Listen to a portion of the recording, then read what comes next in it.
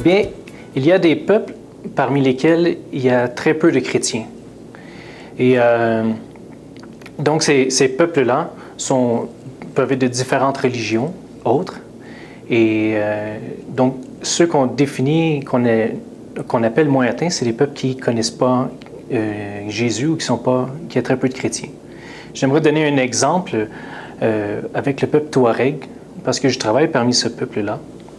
Et dans des récentes statistiques, on parle qu'ils sont peut-être jusqu'à 1 million en Afrique de l'Ouest, qui se répartit sur 3 ou 4 pays.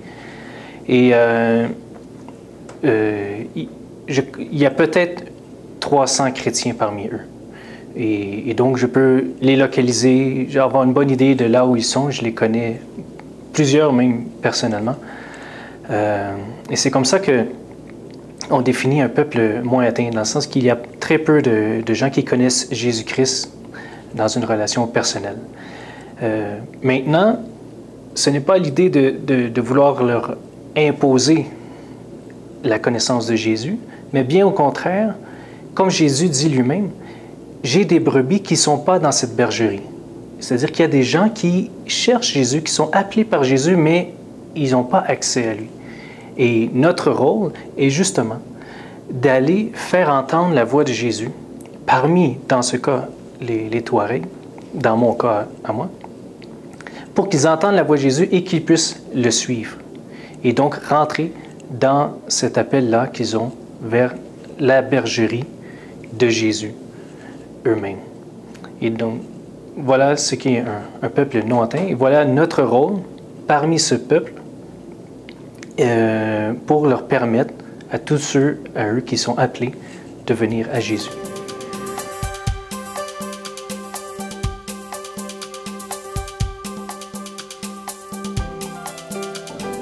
Oui.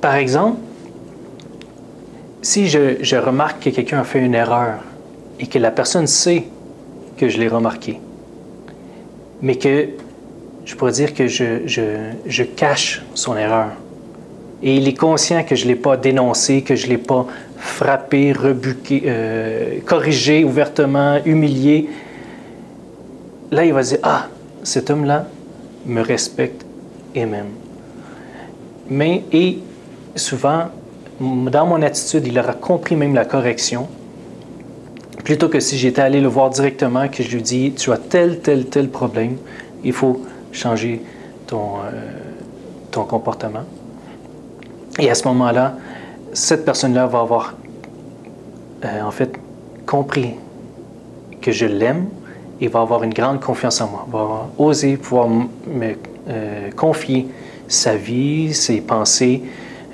ses problèmes. Et c'est donc c'était un des défis dans cette caravane-là avec les Touaregs, d'apprendre à parler aussi leur culture, leur façon, dans l'attitude qui leur témoigne ma confiance et mon amour.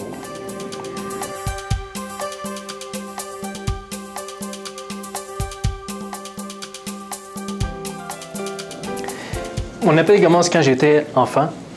J'ai fait un rêve. Et dans ce rêve, j'ai vu le Seigneur Jésus. Moi-même, je n'étais pas encore, je dirais, chrétien, mais c'était clairement, il était clairement visible. Il m'a montré l'Afrique et il me l'a pointé en l'identifiant en moi.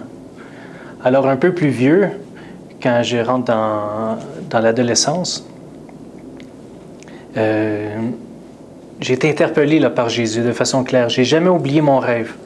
Ce qui fait que quand j'ai été interpellé pour moi, connaître Jésus, suivre Jésus, c'était aller là où il m'a pointé, c'était l'Afrique. Naturellement, quand tu es un adolescent, je ne connaissais personne de chrétien comme tel qui pouvait me guider. C'est un peu étrange comme projet. Et heureusement, quelqu'un m'a guidé à une église où là, j'ai été instruit. Là, j'ai appris à connaître Jésus. Mais j'avais toujours cette détermination-là dans mon cœur, dans ma tête, que je vais aller en Afrique. Au point que quand j'ai rencontré ma tendre moitié, avant même qu'elle ait l'occasion de dire oui, à ma demande, à mon expression d'amour, j'ai dit, mais attention, si tu dis oui, on va se retrouver un jour en Afrique. Heureusement, nous étions là tous en famille. Mais encore, étant donné que nous étions au Québec, on avait toujours ce complexe-là de dire, ah, le Québec a besoin de moi. Les églises au Québec ont besoin de nous. Comment je peux partir ou comment je vais faire ça? Et le Seigneur nous a conduits vers une famille d'églises, qui est les églises de l'Alliance, parce qu'entre autres, ils avaient ce cœur-là vers l'outre-mer.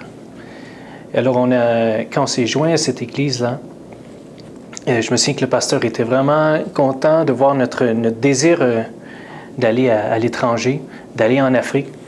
Et il nous y a encouragés, même si en même temps, il y avait toujours cette tension avec le Québec et chez nous. Jusqu'au jour où, je me souviens que c'était dans l'an 2000, où ma femme et moi, on a prié, on a dit, on prend une journée et on veut, Dieu, qu'est-ce que tu veux? Québec, Afrique.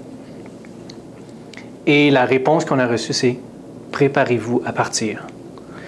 Je n'ai pas le temps de décrire tout le processus de prière, mais là, c'était clair. Malgré tout, ça a pris presque 6 ans avant qu'on quitte. Qu'on arrive au Niger. Et quand je suis arrivé au Niger, je me souviens que j'étais touché et, je dirais, béni d'une façon particulière parce que, je dirais, beaucoup de maisons sont construites en boue, en banco. Et dans le rêve que j'avais fait dans mon enfance, que je n'ai pas encore oublié, les maisons étaient en banco aussi, de la même façon. Et le paysage était aussi semi-désertique, comme au Niger. Et je me souviens qu'il y avait une voiture endommagée, comme au Niger aussi. Alors, beaucoup d'éléments qui se retrouvaient comme ça. Et c'est de cette façon-là qu'on s'est retrouvés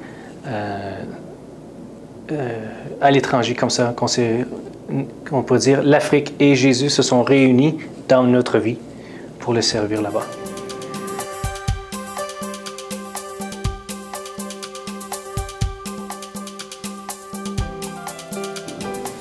Yeah, when we get into the village of Tegantasu, which is a Tuareg village, our strategy is to enter with the community to identify what are their own needs. And our goal is to motivate them to get into their own development. So when I get in touch with the chief and the elders of the villagers, and most of the men were there, the chiefs addressed to us 2 needs for his village. And the first one was for the children, which is he asked for a school feeding program. And the second one was for the woman, which was he asked for grain meals.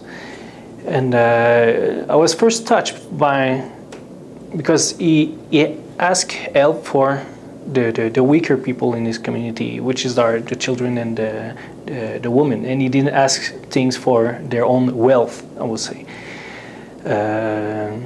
So from that time, I didn't answer yes right away because I wanted to find a project that will gather the villagers together to work to their own development. So from that point, I've been able to identify how we say canteen, how the canteen could be helpful for global development health for of the villagers. And so we brought the canteen at the school, and the first great impact was that the school doubled in just they passed from 70 children to 150, which is a little more than double. The children attended the school regularly, and most of all, they ate properly, at least, because this is the greater necessity of a school feeding program is that the children eat food, and it's a season of famine actually in Niger. So the children were, I would say, safe in nutrition at least for the school period. Through that school feeding program, we've been able to address other topics for women, for the moms, I will say. So we brought some lesson in hygiene, and the women were, I would say, the school feeding program brought the credibility of those teachings, because their children were receiving something. So it was not just data or knowledge, it was attached to a benefits they get from the school feeding program. And other aspect was simple fact of asking the children, requiring the children to wash their hands before each meal. We expect that in 20 years from now they will wash their hands every day, and they will teach their own children to wash their hands each time before meals. But right away there, it brings a good, I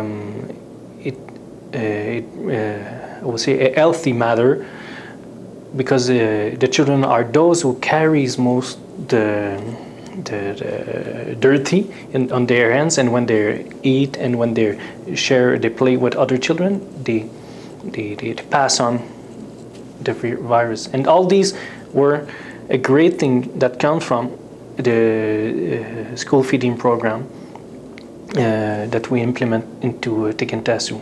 And already many other village and many other schools are asking for that program too.